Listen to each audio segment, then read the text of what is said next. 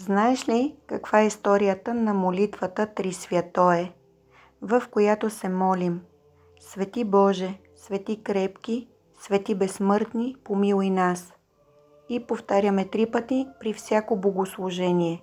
Според преданието на църквата, молитвата възниква през 5 век в Константинопол, когато градът бил разтърсен от земетресение и страшни бедствия. Тогава народът бил събран на всеобща молитва, за да изпросят Божията милост. По време на тази всеобща молитва едно дете било възнесено към небесата.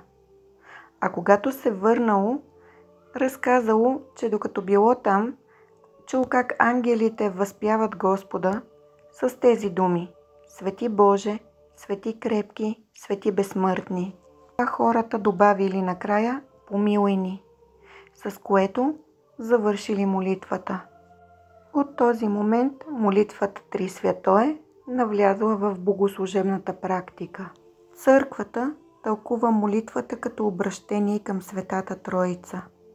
Свети Боже към Бог Отец, свети крепки към Господ Исус Христос, свети безсмъртни към Свети Дух.